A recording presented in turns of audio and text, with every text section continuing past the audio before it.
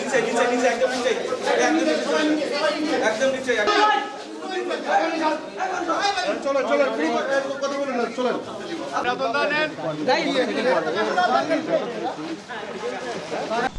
বললাম স্যার আমার কাছে 1 লক্ষ টাকা ঘুষ দাবি করে, তখন আমি নিরুপায় হয়ে যাই, আমি কান্নাকাটা করি। আমি বলি স্যার আমার তো টাকাতে সুযোগই নাই।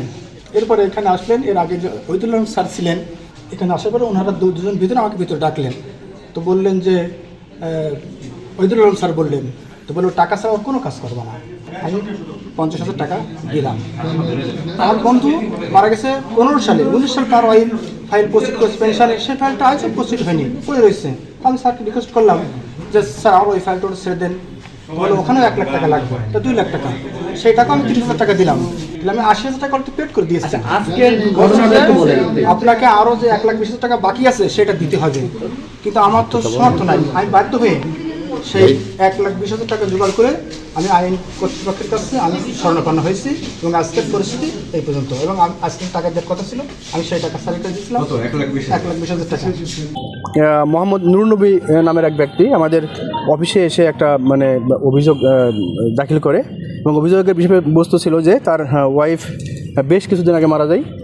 তার ওয়াইফের হচ্ছে যে বেতন সমতাকরণ এবং পেনশন কেসটা জেলা প্রাথমিক শিক্ষা অফিসার যশোরে এরা মানে আটকে রাখা হয়। একইভাবে তার এক বন্ধু মারা গেছে, হ্যাঁ, তারও এই হচ্ছে যে পেনশন কেসটা হচ্ছে আটকে রাখা হয়। এই ব্যাপারে উনি হচ্ছে জেলা প্রাথমিক শিক্ষা অফিসার জনাব মোহাম্মদ আশরাফুল আলমের সঙ্গে একাধিকবার যোগাযোগ করেছেন, হ্যাঁ, এবং এর আগে উনি যেটা বলেছেন যে উনি এর আগে বেশ কয়েকবার ওনাকে ঘুষ দিয়েছেন, হ্যাঁ। তারপরে উনি বলেছে যে আমাদেরকে আরও টাকা দিতে হবে।